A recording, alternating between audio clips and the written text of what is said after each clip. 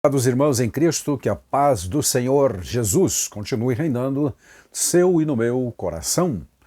Hoje nós vamos falar a respeito da lição número 5 do nosso primeiro trimestre de 2023. O título desta lição é O Avivamento na Vida da Igreja. Então, para recordarmos, estamos falando sobre a frase ou o tema geral Aviva a tua obra, um chamado das Escrituras para o quebrantamento e para o poder de Deus. Frase esta, Aviva a tua obra, extraída do livro de Abacuque, como nós já dissemos nas lições anteriores.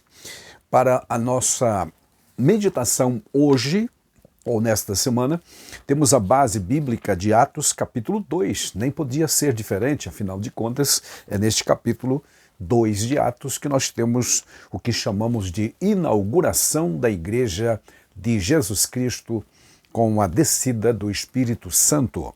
Então, a base é o capítulo 2, versículos 1 a 13. Faremos essa leitura com destaque para alguns desses versículos que impactam certamente na vida da igreja.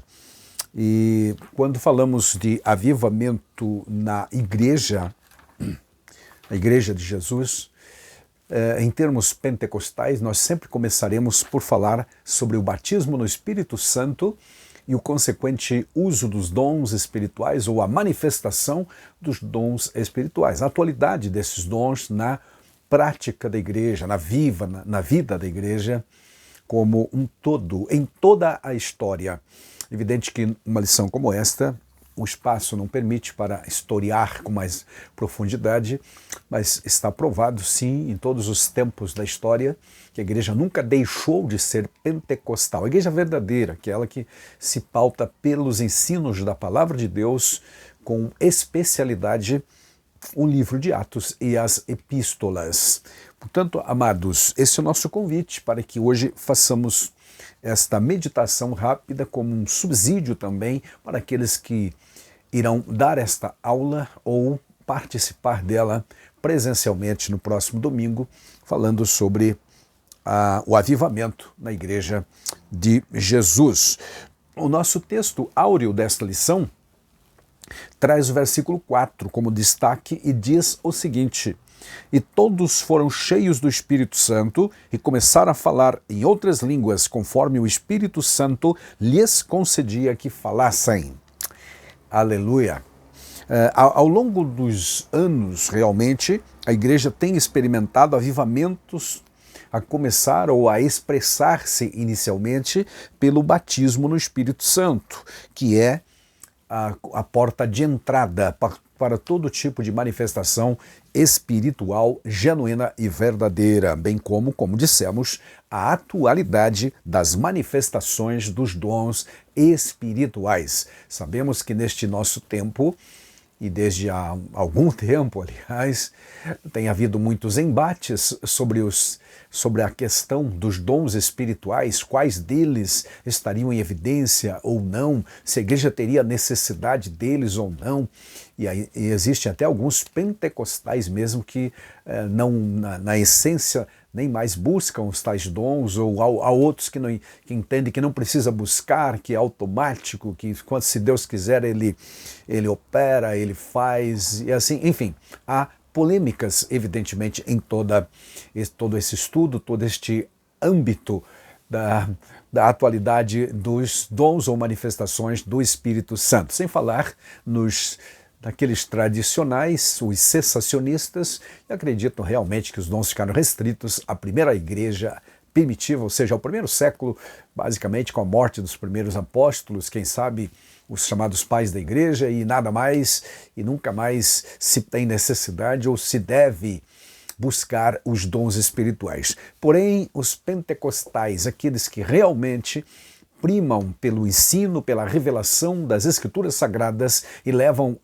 ao pé da letra, vamos dizer assim, ou literalmente o ensino das epístolas e os exemplos históricos de Atos dos Apóstolos, porque há aqueles que dizem que Atos dos Apóstolos não é um livro doutrinário, é sim um livro de história, um relato, é uma narrativa do que aconteceu com os crentes, mas Por dedução, nós pentecostais entendemos que se aconteceu com os crentes do primeiro século, e não só no primeiro século, mas posterior, porque a história também registra, como dissemos, essas manifestações, então o mesmo Deus que operou lá no passado é o Deus de hoje.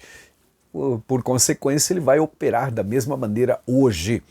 Então, há sempre essa discussão, mas nós, repito, pentecostais acreditamos sim nas orientações doutrinárias contidas nas epístolas, especialmente as epístolas de Paulo, e também nas narrativas históricas de Atos dos Apóstolos, que nos servem de base, de modelo, ou de como a igreja primitiva se portava durante o período lá do primeiro século. Então leiamos algumas partes desse capítulo 2 de Atos, que diz assim, a partir do primeiro versículo: Cumprindo-se o dia de Pentecostes, estavam todos reunidos no mesmo lugar, e de repente veio do céu um som, como de um vento veemente, impetuoso, encheu toda a casa em que estavam assentados, e foram vistas por eles línguas repartidas como de fogo, as quais pousaram sobre cada um deles. Portanto, alguns destaques aqui: as línguas foram vistas por eles, os que estavam ali, e era um número de quase 120. Não foi algo público, uma manifestação extraordinária, impactante para as multidões, não. Mesmo porque eles estavam em um ambiente fechado, em um recinto restrito. Somente os crentes, aqueles que aguardavam a promessa do Pai feita por Jesus Cristo. Outra coisa que algumas vezes nós pentecostais esquecemos, verso 2 diz: do céu veio um som, não veio um vento, veio um som como de um vento impetuoso. Então eles ouviram o som como de um vento, não sentiram o vento. Pelo menos esse versículo não diz isso. Eles ouviram o som. Repetindo, veio do céu um som. E quando vem um som, significa que eles ouviram este som. Como de um vento veemente impetuoso, encheu toda a casa. O que é que encheu a casa? Não foi o vento também, mas foi o som. O som encheu a casa. O som do Pentecoste, o som da descida do Espírito Santo. Aleluia, que encheu a casa, e então na sequência ou concomitantemente foram reparadas, vistas por eles, línguas repartidas como de fogo, e pousou cada uma sobre cada um deles. Verso 4 que nós lemos diz que todos então foram ou ficaram cheios do Espírito Santo e passaram a falar em outras línguas, conforme o Espírito Santo lhes concedia que falassem. E em Jerusalém estavam habitando judeus, varões religiosos de todas as nações que estão debaixo do céu. Estes estavam habitando significa eles estavam peregrinando, na verdade, porque era a época de uma das 3 grandes festas judaicas. Alguns entendem que era a segunda maior festa das 3 maiores, o Pentecoste, ou a festa das colheitas, e acontecia 50 dias após a Páscoa. Consequentemente, meus amados, a cidade realmente estava cheia de gente por todos os lados, pessoas de diferentes povos, como vamos ver a partir do versículo 9, por exemplo. Então, repetindo, o verso 5 diz que estavam habitando, ou seja, residindo temporariamente, hospedado em Jerusalém para participar das festividades. Semana toda de festa, a cidade estava literalmente tomada de gente estrangeira, judeus vindo de outros lugares e também gentios, por que não também? E verso 6, e correndo aquela voz, ajuntou-se uma multidão e estava confusa, porque cada um os ouvia falar na própria língua.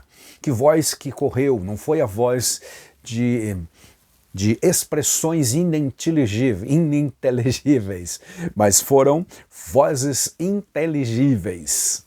Vozes. Quando diz no verso 4 que eles, cheios do Espírito Santo, falaram em outras línguas, falaram em outros idiomas realmente.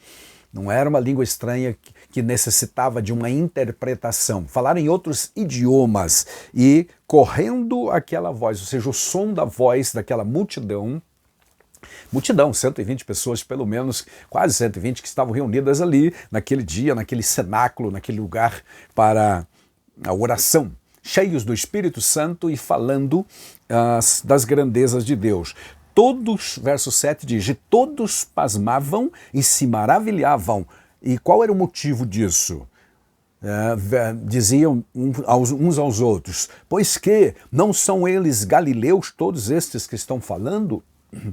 Como, pois, os ouvimos cada um na nossa própria língua em que somos nascidos? Então o fato de estarem maravilhados, meus amados, era o fato de que sabiam conscientemente que aquele grupo de pessoas que ali estava no terraço daquela casa falando eram pessoas simples da Galileia, aleluia, caracteristicamente vestido como pessoas do interior de uma região conhecida, aleluia, tipicamente, e sabiam que eles, presumivelmente, não eram pessoas cultas ou muito menos sabiam falar outros idiomas. No entanto, pelo poder de Deus, aleluia, e isso implica avivamento, eles falaram em idiomas diferentes. Aí vem a relação dos povos que ouviram, ou melhor, representantes desses povos ou dessas regiões do globo terrestre, do mundo habitado ou conhecido de então, que lá estavam ouvindo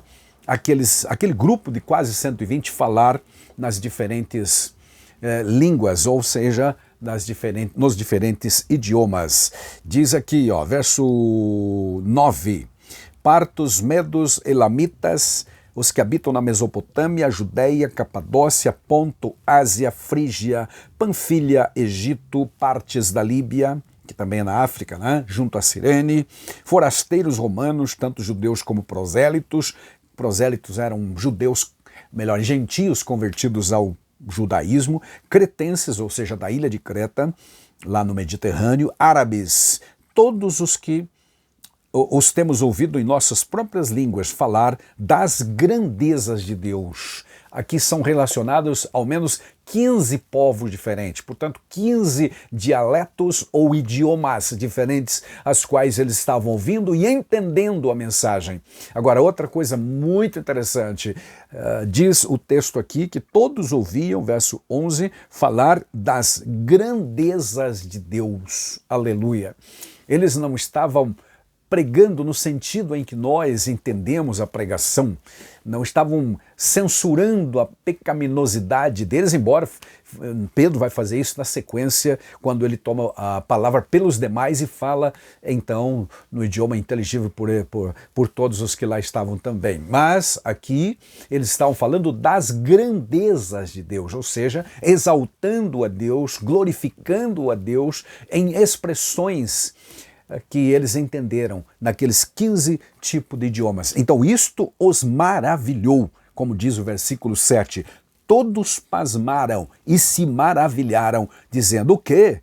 Não são todos eles galileus? Quando dizem galileus aqui, como eu disse, é porque os identificaram visualmente como pessoas simples de uma aldeia de pescadores lá da Galileia, junto ao mar que havia por lá. E realmente eram, a maioria deles eram discípulos feitos por Jesus a partir da Galileia e vieram com ele para a Judéia e agora estão aqui em Jerusalém. Bom, o versículo 12, na continuação da narrativa, diz: e todos se maravilhavam e estavam suspensos, dizendo uns aos outros, que quer isso dizer?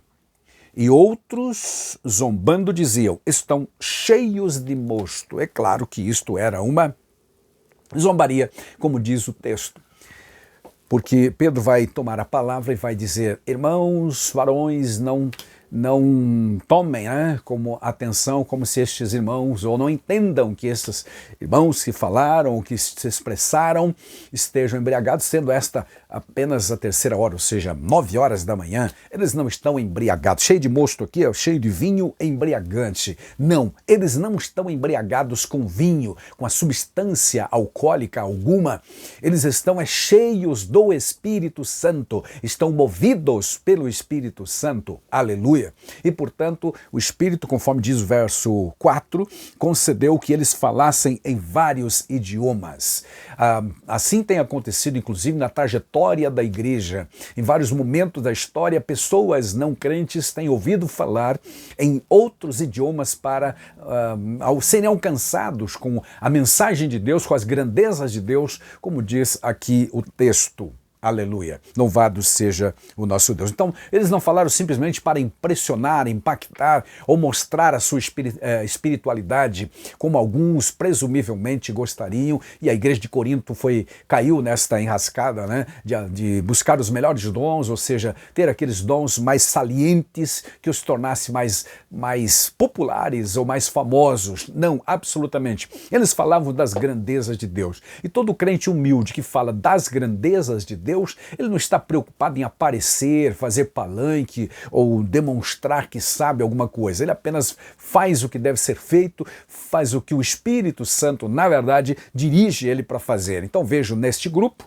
pessoas humildes que estão falando, impulsionados diretivamente, internamente, pelo Espírito Santo. Glória a Deus. Isto é o avivamento que a igreja recebeu. É o avivar das cinzas, da crença, das profecias na vida da igreja que está sendo realmente inaugurada, tornada pública a partir deste momento em que o Espírito Santo desce sobre aquele grupo de quase 120 discípulos que lá estavam reunidos, meus amados irmãos. Aleluia. A lição nossa, então, dada essa introdução longa, fala primeiramente sobre o batismo no Espírito Santo, que é o alvo, esse batismo no Espírito Santo, e o público-alvo, ou seja, a quem se destina o batismo no Espírito Santo. E a Bíblia vai, nesse texto de Atos, delinear, ensinar.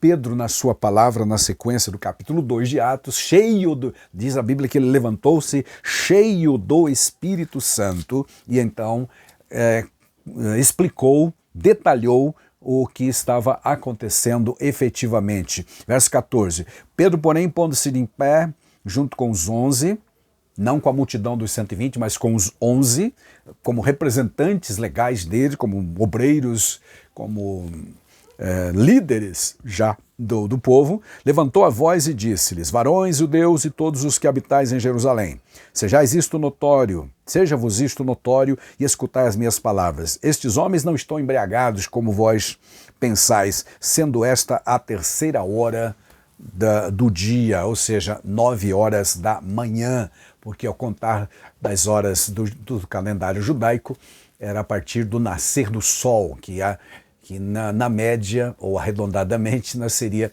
às 6 horas da manhã, que era considerado. Então, 9 horas, ou a terceira hora do dia. Então, Pedro explica para eles. E ao falar então do batismo no Espírito Santo, nós, os pentecostais, sempre o definimos como um revestimento de poder. Não é a mesma bênção chamada salvação e nem regeneração, como alguns confundem. Para nós, para a doutrina pentecostal, batismo no Espírito Santo é revestimento de poder, que pode acontecer simultaneamente com a conversão, mas não antes da conversão. Não antes. Em geral acontece como uma espécie de, apesar de sermos criticados quando falamos em segunda bênção, é exatamente assim. A primeira bênção é a bênção da salvação da alma humana, e a segunda, para os pentecostais, é o enchimento do Espírito Santo, porque isso tem acontecido na história da igreja e na história de Atos dos Apóstolos também aconteceu. A chamada é abrangente para receber, porque nesse tópico 1 da lição a gente fala do batismo no Espírito Santo e o público-alvo, a quem se destina? A tantos quantos o Senhor, nosso Deus, chamar. É o que Pedro vai dizer durante o seu discurso lá adiante, no finalzinho já do seu discurso. Tantos quantos nosso Deus chamar. Aleluia, louvado seja o nosso Deus. A primeira condição, se é que existem condições, é evidente que a Bíblia não define previamente condições para alguém receber o batismo no Espírito Santo. Mas uma delas eu já mencionei, que é ser salvo, ou seja, ser redimido pelo sangue de Cristo. Então essa seria a primeira condição. A segunda condição, já que eu sou salvo, é ser obediente. Conforme o próprio Atos dos Apóstolos, capítulo 5 e 32, vai especificar mais uma vez como exemplo e como orientação a todos aqueles que desejam receber esta bênção. Diz Pedro, nós somos testemunha acerca destas palavras, nós e também o Espírito Santo que Deus deu àqueles que lhe obedecem. Então, primeira é crer em Jesus, ser salvo pela graça, pelo poder do sangue de Cristo que comprou-nos o direito da salvação. E, em segundo lugar, ser obediente. Seriam algumas condições. E, finalmente, a santificação. 1 João, capítulo 5, nos ensina sobre... Aliás, a Bíblia, em vários momentos, ensina que uma das prioridades da vida de quem agora é salvo em Cristo é viver uma vida de santidade. Santidade. A terceira condição. Não se concebe uma vida que não viva para Deus em santidade. O autor da carta aos Hebreus, ele resume basicamente essa questão, não deixando nenhuma abertura ou possibilidade de relaxamento, dizendo o seguinte: segui a paz com todos e a santificação, sem a qual, particularizadamente, sem a qual ninguém verá o Senhor. Está escrito em Hebreus capítulo 12 e o versículo 14. Ele acontece, melhor dizendo, o que acontece é o processo da santificação a partir da conversão. A experiência do batismo no Espírito Santo é a porta que se abre, então, para que também o crente, não é que o batismo com o Espírito Santo vai santificar a pessoa, mas há um interesse, há um impulsionar interno do Espírito de Deus mais fortemente ainda para que o crente continue vivendo esta vida de santificação. Santificação também não é apenas chegar a um ponto, estagnar ou voltar atrás ou esquecer. Não, é um processo contínuo na vida do crente. Constantemente ele precisa estar vivendo uma vida separada do pecado. Repetindo então, as condições, se é que podemos colocá-las dessa forma, são acreditar em Jesus, ser salvo. Eu não devo sair por aí como crente pregando para o pecador o batismo com o Espírito Santo. Não, primeiro eu prego salvação. E pode acontecer, como eu disse, a pessoa ser salva e imediatamente ou no mesmo momento, concomitantemente, ser cheio do Espírito também. Isso tem acontecido em algumas conversões, raramente, mas tem acontecido. Agora, não antes da conversão. Deus não promete derramar o seu Espírito sobre toda a carne no sentido de incredulidade, não. Aqueles que creem, restrito à atividade, essa atividade do Espírito Santo naqueles que acreditam, aqueles que realmente buscam ou recebem a salvação que há em Cristo Jesus. Foi Cristo que possibilitou a vinda da promessa. A promessa vos diz respeito a vós, disse ele, a vossos pais e a tantos quantos nosso Senhor chamar. Portanto, é abrangente a todos aqueles que creem, não a toda a carne de qualquer maneira também. Entenda-se dessa forma. A promessa, portanto, é para todos, todos mesmo, porque aquela multidão que estava ali não era só judeus, havia, como eu disse, 15 povos diferentes ali representados. E Pedro vai exatamente dizer isto. A promessa vos diz respeito, verso 39, de Atos 2, ele deixa muito claro, porque a promessa vos diz respeito a vós, ou seja, aqueles judeus que estavam ali, a vossos filhos e a todos que estão longe, a tantos quantos Deus nosso Senhor chamar. Aleluia! O texto bíblico deixa isto muito claro. Repetindo, não é uma promessa restrita aos judeus, aos prosélitos, não, mas a todos quantos aceitarem a Cristo como Salvador ou atenderem o chamado de Deus, porque na verdade Deus chama a todos para a salvação. Glória a Deus. O engano dos cessacionistas, como dissemos, é o fato de que eles acreditam que aquilo, que a promessa, que os dons espirituais, que as manifestações do Espírito ficou restrita ao primeiro século. O cessacionismo é uma corrente teológica reformada de algumas igrejas históricas que afirmam que os dons espirituais cessaram com a vida da igreja primitiva, ou na vida da igreja primitiva. Segundo essa corrente de pensamento, ou de teologia, ou de ideologia, ou de ensino, o batismo no Espírito Santo e os dons eram apenas para os dias dos apóstolos. Há uma ginástica, um malabarismo de interpretação bíblica para entender ou tentar justificar e dar base para esse entendimento. Mas nós, pentecostais tradicionais, acreditamos que o batismo é para hoje e que os dons espirituais também são todos eles são manifestações que podem acontecer hoje na igreja e temos visto acontecer realmente em nossas próprias vidas e na vida daqueles a quem ministramos para a glória de Deus. Até que o que é perfeito venha, disse Paulo lá aos Coríntios. Como aquele que é perfeito ainda não voltou, que é Jesus, então os dons continuarão sendo evidenciados até o arrebatamento da igreja. Aleluia, quando aí sim não mais teremos necessidade deles. Claro que se falar sobre os dons espirituais, nós teríamos uma lição inteira e tempo para delineá-los, mas não são apenas aqueles famosos 9 dons, mas sim muito mais. Nenhuma das 3 listas conhecidas do Novo Testamento, nas epístolas, encerra ou tem uma relação estanque ou limitada. Ela é ampla, ela é aberta, mas pelo menos uns 21 dons alguém já encontrou nas 3 declarações. Claro que nós dividimos para efeitos didáticos em dons espirituais, dons ministeriais e dons assistenciais, mas todos eles são dons espirituais, ou seja, vindos e operados pelo Espírito Santo. Amém. Um outro tópico que nós estudamos é o dinamismo da Igreja Apostólica. Isto nós pentecostais sempre falamos em nossos cultos, em nossas mensagens, em nossos estudos, em nossas escolas dominicais também, porque a igreja nasceu avivada. Avivamento, aliás, é exatamente esse sentido de uma igreja viva, de alguém que está em movimento, de algo que está em movimento. Então, a igreja realmente é uma igreja dinâmica. A própria Bíblia Sagrada, quando usa o termo poder, por exemplo, é uma tradução de dunamis que significa, ou significa não, mas é a base para traduções de palavras em português como dínamo, dinamite, dinâmico e assim por diante. Então, um crente cheio do Espírito Santo, conforme Atos 1:8, é um crente dinâmico, é um crente que está em atividade. Ele não é estagnado, parado, ele está em movimento. Por esse motivo, desde o início lá do movimento pentecostal moderno, nos anos 1910, 1911 no Brasil, por exemplo, o movimento pentecostal é chamado de movimento, porque é um movimento que está realmente em movimento, não é algo estático e nem parado. Do ponto de vista histórico, a igreja passou a existir, então, foi inaugurada no dia do Pentecoste. Isso ocorre sob a atuação direta do Espírito Santo.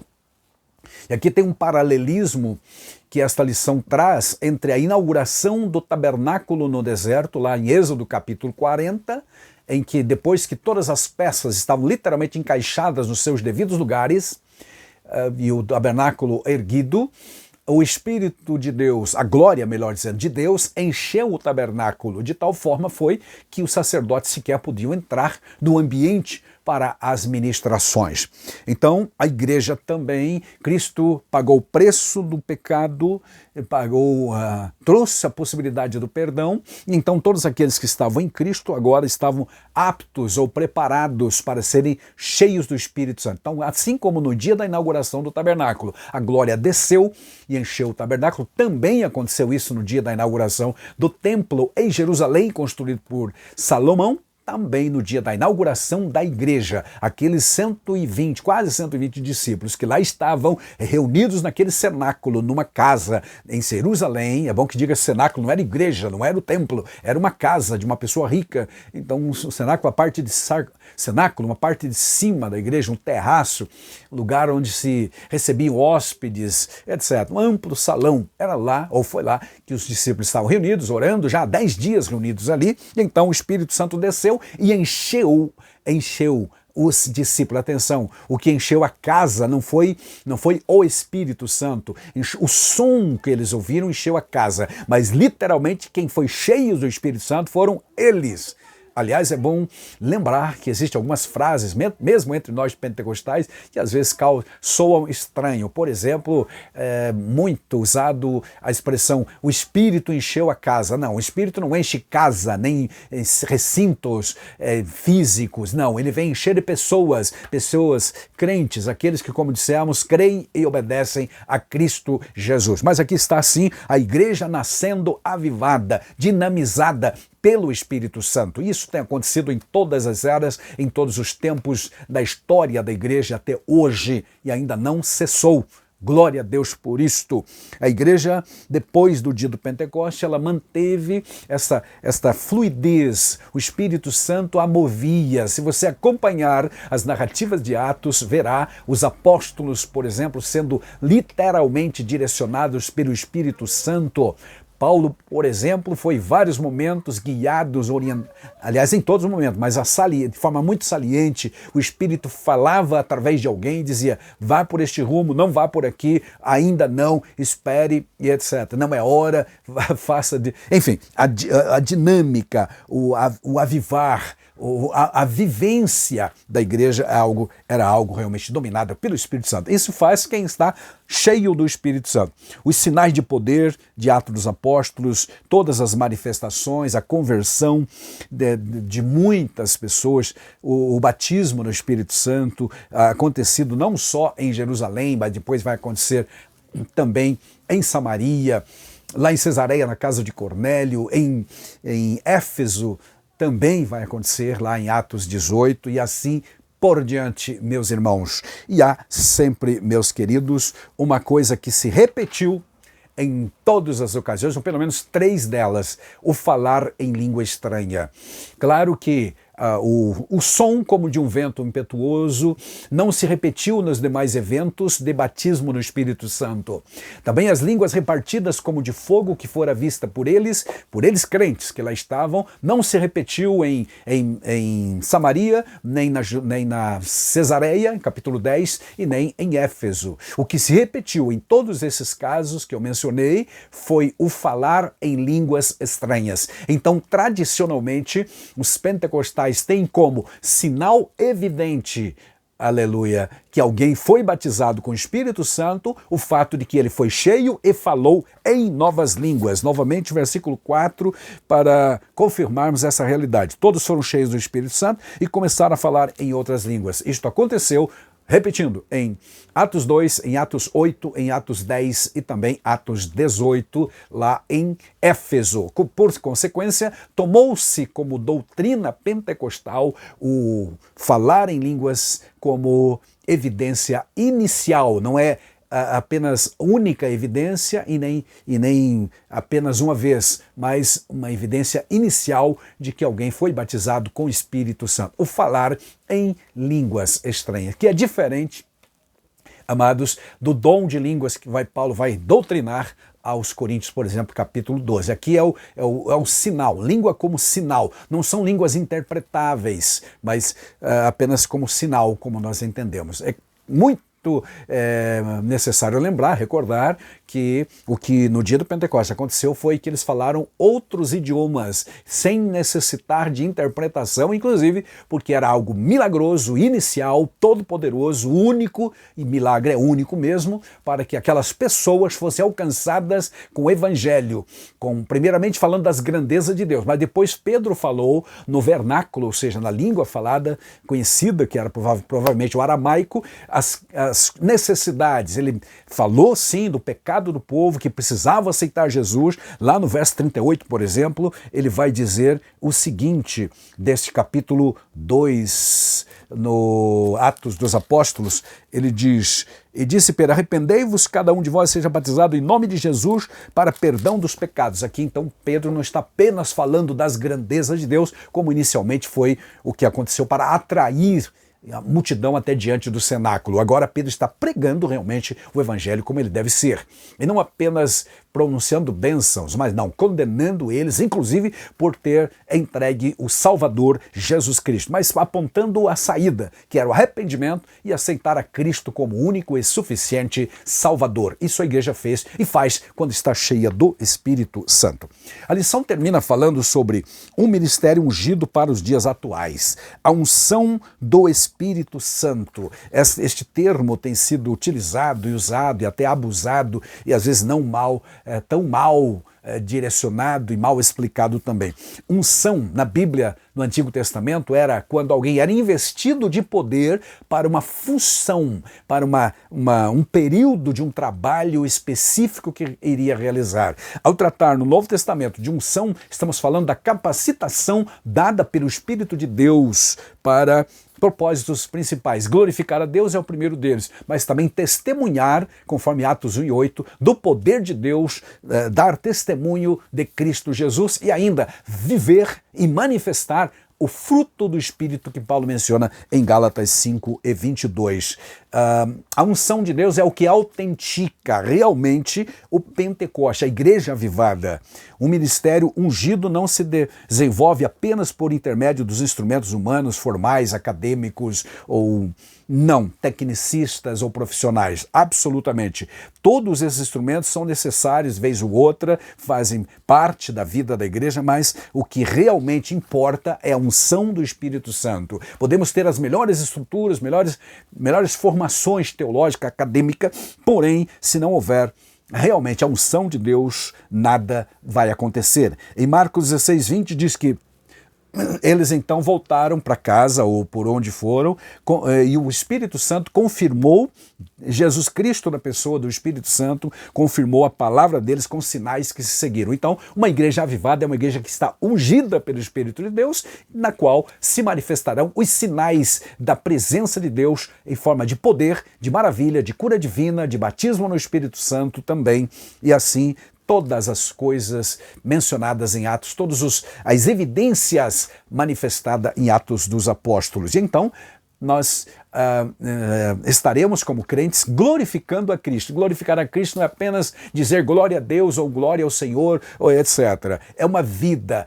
A glorificação a Deus ou adoração a Deus é um estilo de vida e não umas expressões esporádicas que alguém aprende e decora por aí afora, tá? O ministério ungido pelo Espírito Santo glorifica a Cristo. Jesus, quando prometeu o Espírito Santo, lá em João, a partir do capítulo 14, 15, 16, também 17, ele disse que quando o Espírito Santo viesse, e aqui em Atos veio, ele viria para glorificar a Cristo.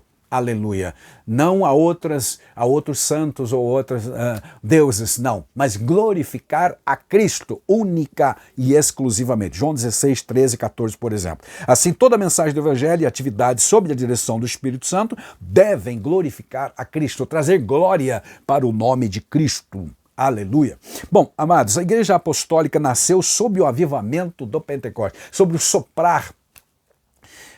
Por que não? Porque é um dos símbolos do Espírito Santo, embora em Atos 2 não fale tanto do vento, e sim do som que desceu, mas realmente entendemos que a igreja foi cheia do Espírito Santo e andou tal como Jesus na unção e na direção do Espírito Santo. Glória a Deus por isso. Ao longo de sua história, aprendemos que a razão do êxito da igreja não foi o conhecimento humano ou capacidade, mas a presença do Espírito Santo. Hoje não é diferente. Se queremos viver este avivamento, precisamos buscar em oração que o Espírito Santo tenha essa liberdade para agir em nosso meio. O que fez toda a diferença realmente no ministério da igreja, tanto apostólica quanto após a era apostólica, quanto em todas as eras e hoje, é a unção do Espírito Santo, que se traduz para nós como revestimento de poder.